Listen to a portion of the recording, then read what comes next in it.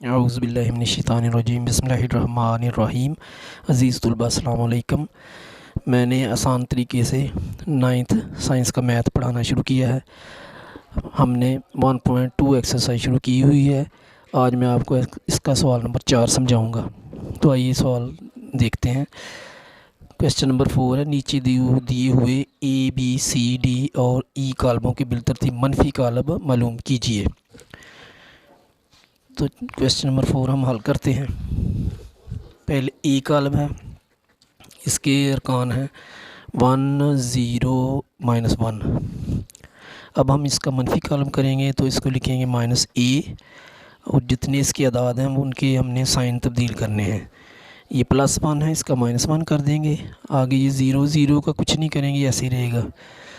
और -1 है, इसका +1 कर देंगे तो ये फिर -a आ गया, यानी हमारे पास ये जवाब आ गया इसका।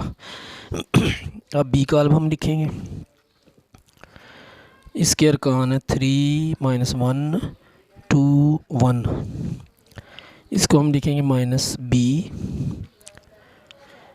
इसके साइन चेंज करेंगे, +3 की आ जाएगा जगह -3, -1 की जगह आएगा +1, और +2 की जगह आएगा -2, और +1 की जगह आएगा -1। तो इस तरह हमारा ये सवाल भी मुकम्मल हो गया। अब हम लिखेंगे सी कालम, इसके अरकान है 2 6 3 2।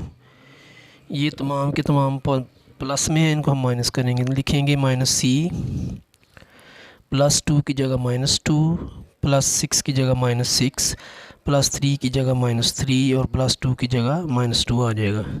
तो इस तरह हमारा ये कालब भी, ये क्वेश्चन भी मुकम्मल हो गया है, कालब सी वाला। अब हम लिखेंगे कालब डी, इसके अरकान है -3 2 -4 5। तो इसका हम करेंगे -d लिखेंगे, बराबर -3 है, इसका +3, +2 है, इसका -2 आ जाएगा, -4 है, इसका प्लस आ जाएगा 4, और +5 है, इसका -5 आ जाएगा। तो इस तरह हमारा ये भी मुकम्मल हो गया क्वेश्चन। अब हम ई जो लिखेंगे, यानी ई कालम लिखेंगे, इसके अरकान हैं 1 -5 2 3। लिखेंगे -e, बराबर +1 की जगह -1, -5 की जगह +5 आ जाएगा, और +2 की जगह -2, और +3 की जगह -3 आ जाएगा। तो इस तरह -e भी आ गया। तो इस तरह हमारा क्वेश्चन नंबर 4 मुकम्मल हो चुका है। उम्मीद है आपको इसकी समझ आ गई होगी। इंशाल्लाह आप मेरे चैनल को सब्सक्राइब करें। इंशाल्लाह आपको अच्छी अच्छी वीडियो आइंदा मिलेंगी। अल्लाह हाफ़िज़।